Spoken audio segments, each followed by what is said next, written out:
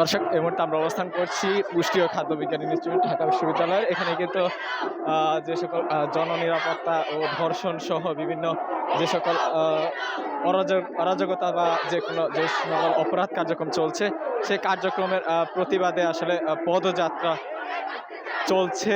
শিক্ষার্থীদের আসলে কিন্তু পদযাত্রা কিছুক্ষণ পূর্বেই তারা আসলে স্বরাষ্ট্র উপদেষ্টা কার্যালয়ের দিকে যাচ্ছিল।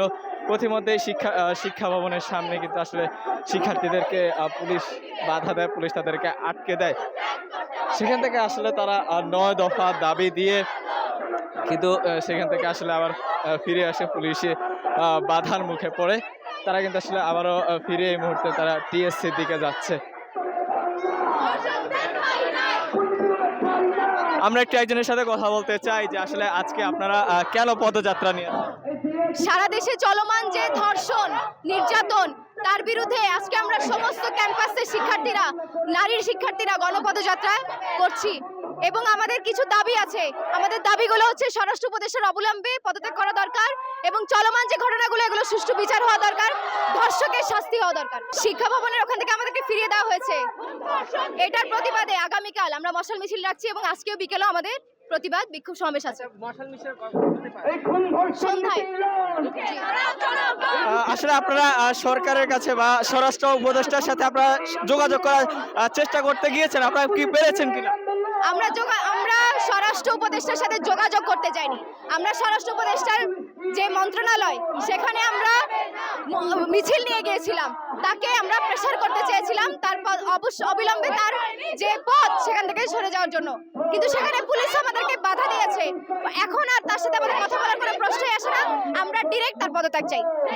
দর্শক, আসলে যেমনটি বলছিলেন যে কিন্তু এখানে তারা আসলে স্বরাষ্ট্র উপদেষ্টা কার্যালয়ের দিকে যাচ্ছিলেন, প্রথমে আসলে পুলিশ বাধার মুখে পড়ে এবং পুলিশ তাদেরকে সরিয়ে দেন স্বরাষ্ট্র মন্ত্রণালয়ের অভিমুখে। সেই পদযাত্রায় পুলিশ বাধা দেয় আমাদেরকে। তখন আমরা নানা রকম হামলার শিকার হই পুরুষ পুলিশ দ্বারা। সেখানে কোনো নারী পুলিশ ছিল না। তো ওইখানে হচ্ছে পুরুষ পুলিশরা আমাদেরকে বাধা দেয়, যেহেতু আমরা ব্যানারে ছিলাম, সবাই নারী ছিল এই আন্দোলনের ম্যাক্সিমাম। তো ওই জায়গা থেকে দেখা গেছে আমাদের নারীরা বিভিন্নভাবে আহত হয়েছেন সেখানে। তো ওইখানে আমরা কিছুক্ষণ কর্মসূচি করি, কারণ আমরা জানতে পারি যে উপদেষ্টারা মিটিংয়ে আছেন এবং আধা ঘন্টা পরে আমরা তারা যদি আমাদের সাথে কথা বলতেন তাহলে আমরা হয়তো কোনো একটা মীমাংসা করে ওখান থেকে চলে আসতাম। কিন্তু আমরা দেখলাম যে না, উপদেষ্টাদের থেকে তেমন কোনো কিছুই দেখা যায়নি। তো আমরা আমাদের যে প্ল্যাটফর্ম আছে ধর্ষণ এবং নারী নিপীড়ন বিরোধী প্ল্যাটফর্ম, সেই প্ল্যাটফর্ম থেকে আমরা আগামীকালকে 24 ঘন্টার আলটিমেটাম দিয়েছি স্বরাষ্ট্র উপদেষ্টার পদত্যাগের জন্য। এবং আমাদের যে দাবিগুলো আছে, যদি এর মধ্যে স্বরাষ্ট্র উপদেষ্টা পদত্যাগ না করে তাহলে আমরা আমাদের 9 দফা কার্যক্রম চালিয়ে যাব। এবং কালকে আমরা হচ্ছে সারা দেশে যে যার জায়গা থেকে যে সকল শিক্ষা প্রতিষ্ঠান এবং এলাকা থেকে মশাল মিছিলের জন্য আহ্বান করছি।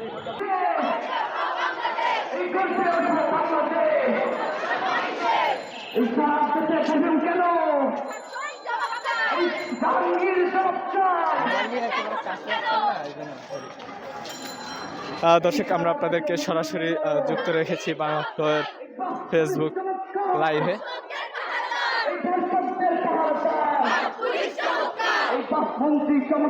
এই মুহূর্তে কিন্তু তারা বিভিন্ন স্লোগান দিয়ে যাচ্ছেন, আমরা আপনাদেরকে দেখানোর চেষ্টা করছি।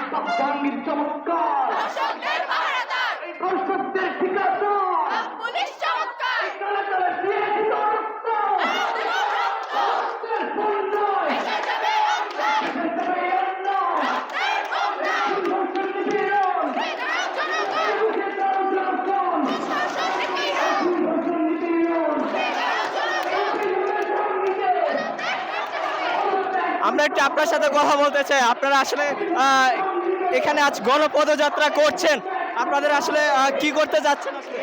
আমাদের বাংলাদেশ সচেতন না।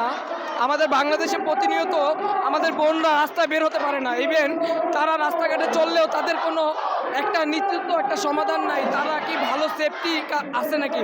তো গত এই কয়দিনে আমাদের ধর্ষণ বেড়েই যাচ্ছে। আমাদের উপদেষ্টার কাছে একটাই, আমাদের বোনদের সেফটির জন্য আমরা এই আন্দোলন করছি।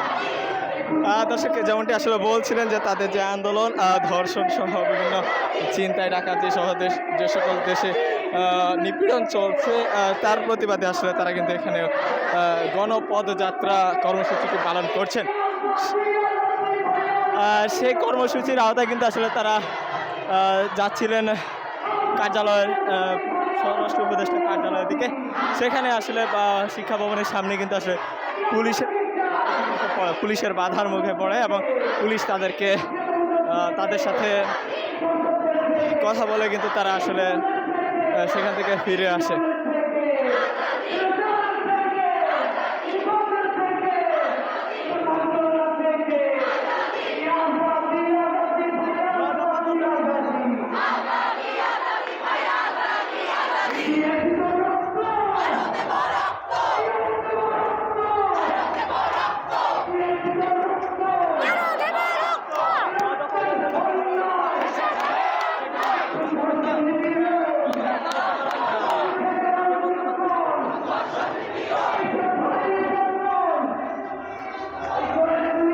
দর্শক দেখতে পাচ্ছেন তারা কিন্তু আসলে স্লোগান দিয়ে যাচ্ছেন, ধর্ষণ নিপীড়ন সহ দেশব্যাপী যে সকল অরাজকতা এবং অপরাধমূলক কার্যক্রম পরিচালিত হচ্ছে তার প্রতিবাদে আসলে তারা এখানে অবস্থান করছেন।